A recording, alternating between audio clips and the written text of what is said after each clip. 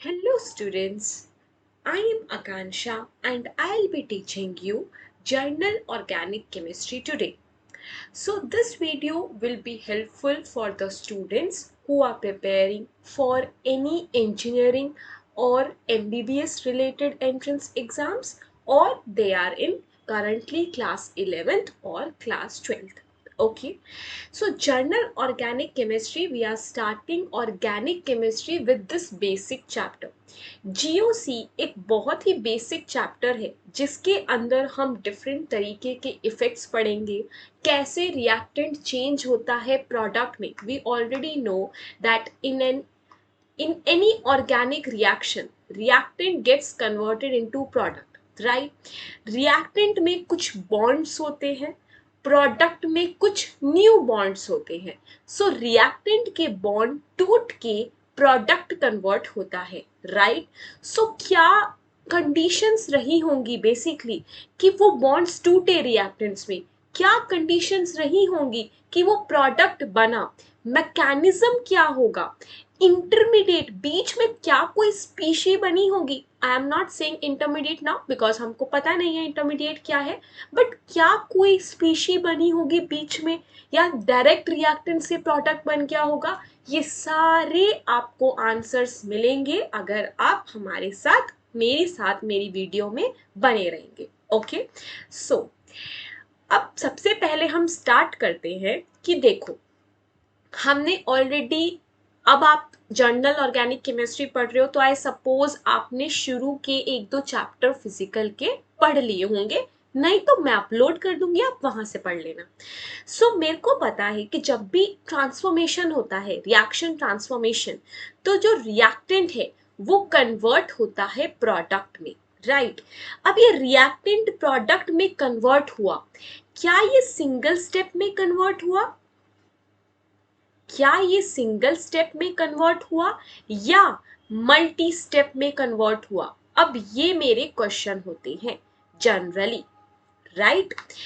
ये single step में भी कन्वर्ट हो सकता है, और हम काइनेटिक्स में ये चीज पढ़ते हैं कि सिंगल स्टेप रिएक्शन को हम एलिमेंट्री रिएक्शंस बोलते हैं, right? Elementary reactions. And multi step reaction को, जिसमें कि मल्टीपल स्टेप हो, so let me just write down multiple step. So multiple step में हम काइनेटिक्स में नाम देते हैं that it is complex reaction. Complex reaction. Okay, now see, मैं आपको एक क्यों बता रही हूँ काइनेटिक्स का पार्ट ऑर्गेनिक में, बिकॉज यहाँ पे जब रिएक्टेंट प्रोडक्ट में कन्वर्ट हुआ सिर्फ एक सिंगल स्टेप में, इसका मतलब बीच में कोई स्पीशी जनरेट नहीं हुई, ठीक है? डायरेक्ट रिएक्टेंट से प्रोडक्ट बन गया. ओके, आपने जो सबस्ट्रेट लिया वहां से आपने प्रोडक्ट बना दिया. मल्टीपल स्टेप में क्या हुआ, रिएक्टेंट था, आगे गया, रिएक्शन प्रोसीड हुई, कुछ बना, बीच में कुछ बना, ठीक है? हमें नहीं पता वो अभी क्या है, बीच में बना, और फिर उसके बाद वो प्रोडक्ट बन गया, ठीक है? हम जो ये इंटरमीडिएरी स्टेप में बनता है, हम उसको बोलते हैं रिएक्शन इंटरमीडिएट्स. हम इनके बारे में भी पढ़ेंगे, डिटेल में पढ़ेंगे, आता है, बहुत अच्छे अच्छे क्वेश्चंस आते हैं इसमें से भी, ठीक है? तो इनको हम बोलते हैं रिएक्शन इंटरमीडिएट्स, जो मेरे मल्टीपल स्टेप वाली रिएक्शन में बनते हैं रिएक्टेंट से प्रोडक्ट जाते टाइम, ठीक है? अब ये इंटरमीडिएट्स की कुछ कैरेक्टरिस्टिक्स पढ़ लेते हैं, बस ऐसे ही ओवरव्यू के लिए, हम तो बेसिक पढ़ रहे हैं, राइट? इंटरमीडिएट एक आपकी वो प्लेस है, स्पीशी है जो कि हाईली रिएक्टिव है. क्यों हाईली रिएक्टिव है? इट इज हाईली रिएक्टिव क्योंकि ऑब्वियसली ये हमारा प्रोडक्ट नहीं है ना, स्टेबल नहीं होगा, इसकी एनर्जी उतनी ज्यादा लो नहीं होगी. हम देखो केमिस्ट्री में एक चीज बोलते हैं कि लोएस्ट एनर्जी हाईली स्टेबल, ठीक है? अब अगर आपका ये बीच में बन रहा है, इसका मतलब इसकी एनर्जी नहीं है ना उतनी कम, उतना स्टेबल नहीं है ये. That is why it is highly reactive. आया समझ? ठीक है. अब हाईली रिएक्टिव है, इसका मतलब अगर मैं कहूं कि प्रोडक्ट आपका 10 मिनट चलेगा, 10 मिनट बाद वो डिग्रेड हो जाएगा, खत्म हो जाएगा। मुझे नहीं पता कैसे खत्म होगा, पर मैं बोल रही हूँ खत्म हो जाएगा, ठीक है। प्रोडक्ट डिग्रेड हो गया तो मैं बोलूंगी इंटरमीडिएट तो आपका 0.1 सेकेंड हुआ होगा। इसका मतलब हाईली रिएक्टिव है, जल्दी से रिएक्ट करके प्रोडक्ट में कन्वर्ट हुआ। दैट मीन्स हम कहेंगे कि उसका लाइफ स्पैन बहुत कम है। So intermediate has life span is very low. Intermediate lifespan is very low. It is highly reactive. अब आपके कोर्स में ना 4 डिफरेंट तरीके के इंटरमीडिएट्स हैं, ठीक है, जो कि हम डिटेल में भी पढ़ेंगे। सो पहला इंटरमीडिएट है carbocation, carbon having a positive charge, carbocation. Carbon having a negative charge, carbon ion. Carbon having free radical, an odd electron, carbon free radical, and carbon having only 2 its valencies, और आपके 2 electrons तो खाली रह गए। ये 2 electron किसके, carbon के ही हैं। ये होता है मेरा carbene. And we will be studying all these different intermediates in further videos. Okay, so this is your carbene, this is your carbon free radical, this is carbanion, this is carbocation. Okay, got it? Okay, now let's move on to the next topic. Okay, see, next heading लिखते हैं। अब देखो, मैंने आपको क्या बोला, सबसे पहले स्टार्टिंग में ही देख लेते हैं। मैंने आपको एक चीज बोली थी कि रिएक्टेंट से प्रोडक्ट बन रहा है, राइट। अब रिएक्टेंट के कुछ बॉन्ड्स तोड़ के हमने प्रोडक्ट बनाया, इसका मतलब कुछ बॉन्ड ब्रेकिंग हुई है। तब यही हमारा नेक्स्ट टॉपिक है, दैट इज बॉन्ड ब्रेकिंग। अब ये बॉन्ड ब्रेकिंग मेरी 2 तरीकों से होती है, इसलिए ये हमारा बेसिक इंट्रोडक्शन में टॉपिक आया है। सी, बॉन्ड ब्रेकिंग जनरली अकर इन 2 डिफरेंट वेज, ठीक है। उन 2 डिफरेंट नेम्स क्या है, वो 2 डिफरेंट प्रोसेस क्या है। पहला है होमोलिसिस और दूसरा है हेट्रोलिसिस। अब सबसे पहले लिसिस का मतलब जान लो। लिसिस मतलब होता है तोड़ना, ठीक है। जहां पर भी पूरी केमिस्ट्री में लिसिस वर्ड आएगा उसका मतलब होता है तोड़ना, स्प्लिट कर रहे हैं भाई बॉन्ड को, ठीक है। अब होमो मतलब क्या है, अब एक जनरल एग्जांपल लो, उसके बाद मैं आपको केमिस्ट्री से भी बताऊंगी। अब होमोलिसिस से जैसे कि अब आपका भाई बहन है, ठीक है, आपका बड़ा भाई है और आप हो, ठीक है, या फिर आपकी बड़ी बहन है और आप हो। अब आपके पास है एक ही चॉकलेट, एक ही पैकेट है भाई चॉकलेट का। अब आप क्या करोगे, आधी आधी बांट लोगे, राइट, अदरवाइज तो लड़ाई हो जानी है। तो आधी आधी बांट ली, तो वो क्या हुआ, होमोलिसिस। हमारे पास एक ही चॉकलेट थी, हमने उसको 50-50 कर लिया, आधा आधा। आया समझ, आया, ओके।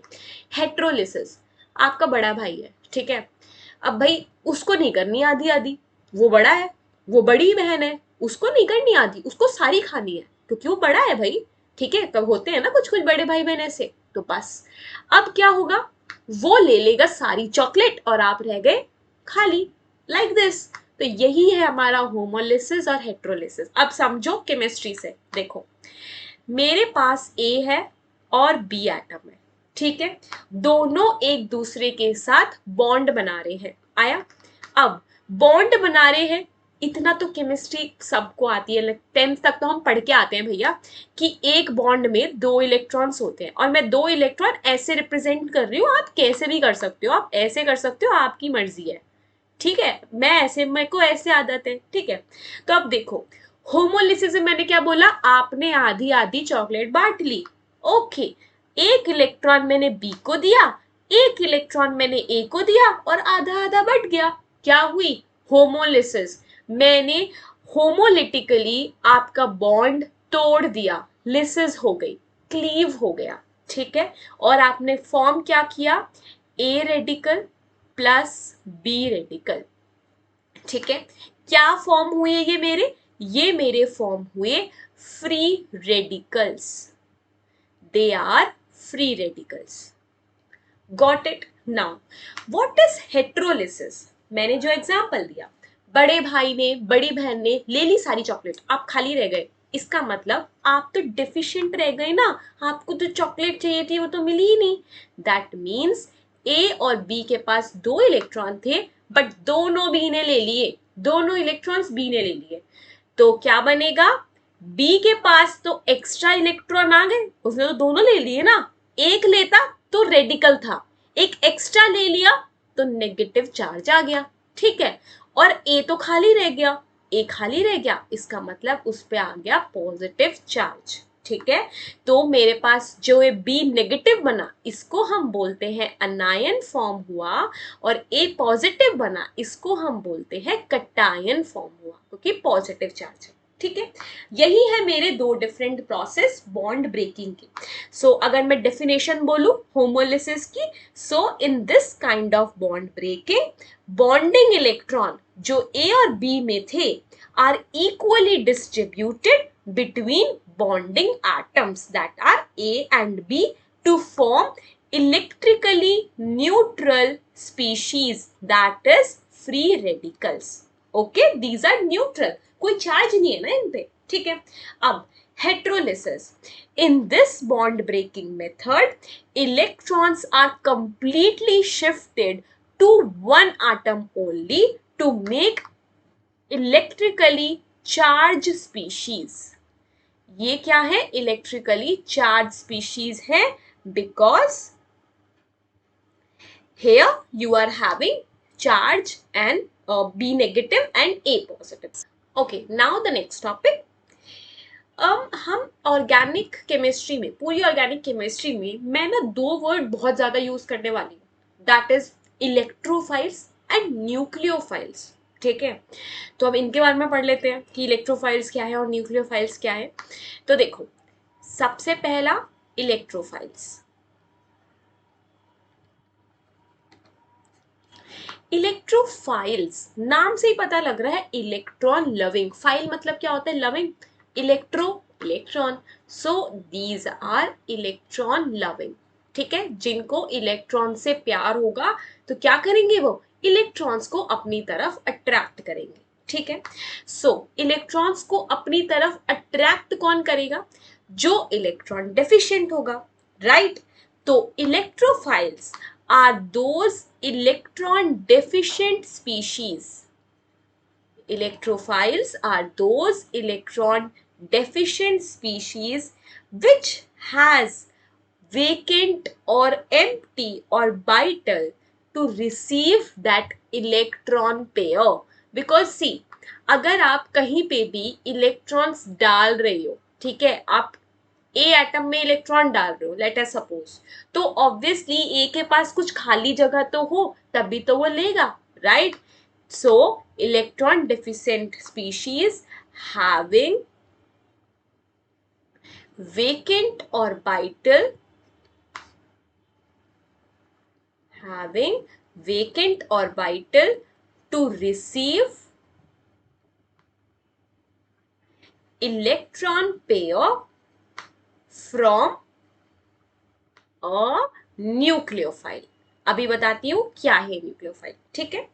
तो ये हो गए मेरे इलेक्ट्रोफाइल्स। अब एग्जांपल की बात कर लेते हैं, ठीक है। तो देखो, सबसे पहली कैटेगरी आती है इलेक्ट्रोफाइल्स में कि जिनके ऊपर पॉजिटिव चार्ज होगा ना, तो positively charge species will be my electrophiles, ठीक है। तो अब अगर मैं एग्जाम्पल लिखूं तो आप लिख सकते हो CH3 पॉजिटिव, ये मेरा क्या है, carbocation, carbon having a positive charge, ये क्या है, इलेक्ट्रोफाइल। ओके, नाउ हाइड्रोजन पे अगर आप पॉजिटिव चार्ज लगा दो, इसका मतलब आपने क्या किया, हाइड्रोजन से उसका एक इलेक्ट्रॉन जो होता है वो भी ले लिया, मतलब 1s 0 हो गया, अब खाली बच गया, वेकेंट ऑर्बिटल हो गया, इसके पास इलेक्ट्रॉन ले लेगा, ठीक है। तो ये क्या हो गया, इलेक्ट्रोफाइल। आप अगर हेलोजन का ले लो example, X represents halogens, okay.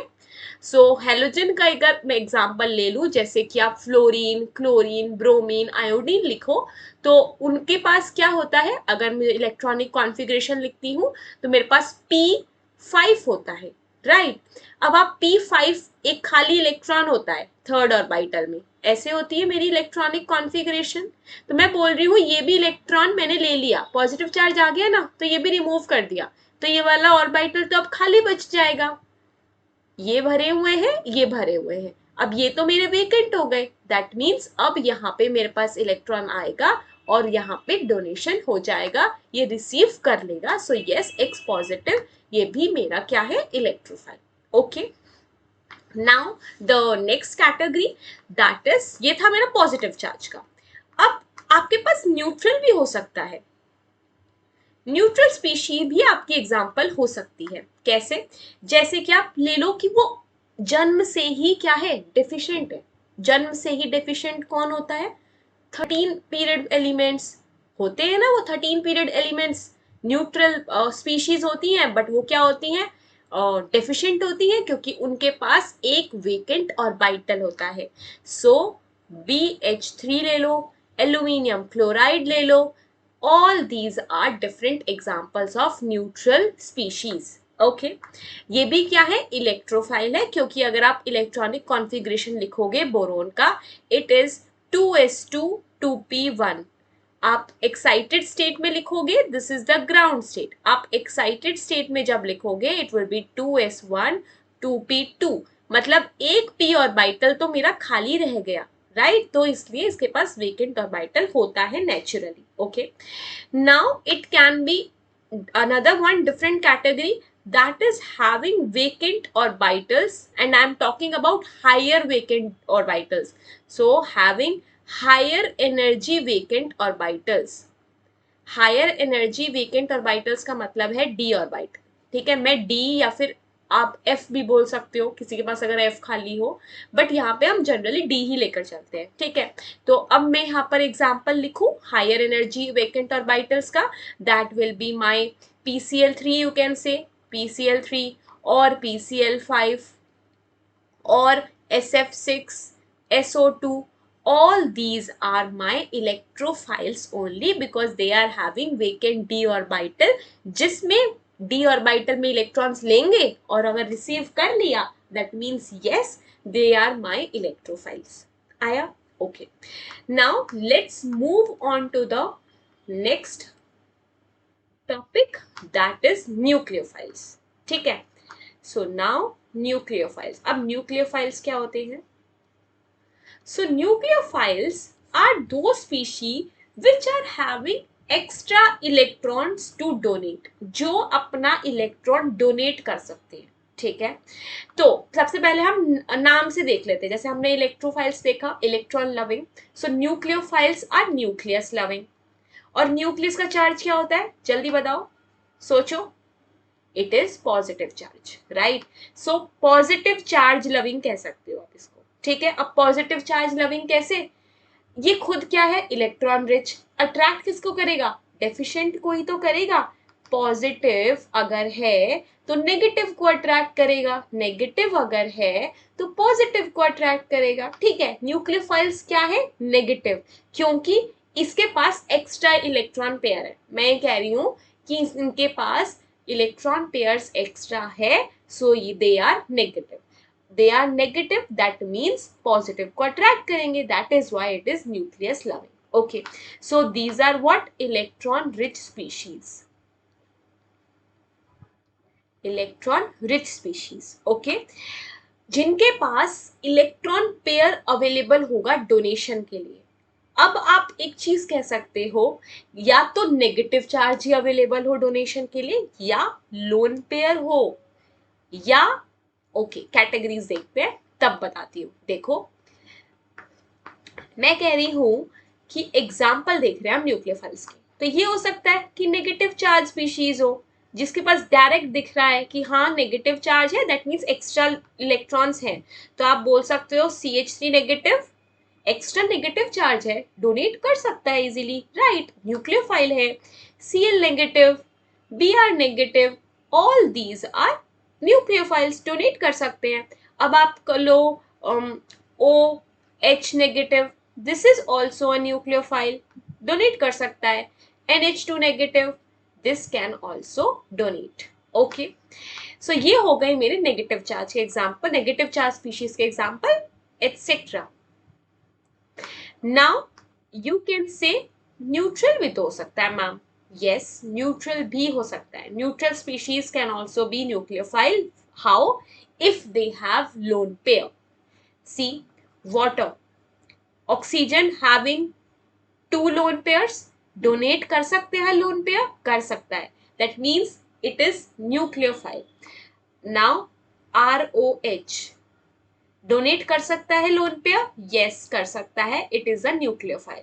Ammonia nucleophile, lone pair is there. Then you can say RCl, lone pair is there, yes it can donate, right? If you say R3 phosphorus, it can donate again having a lone pair. Okay, now see what is this R. Here I am just explaining what is this R. R is basically, in organic chemistry I'll be considering R as alkyl group. And what is this alkyl group? Hydrocarbon chain. आप R group को कोई भी hydrocarbon chain मान सकते हो, that means having carbon and hydrogen. Okay, so it is basically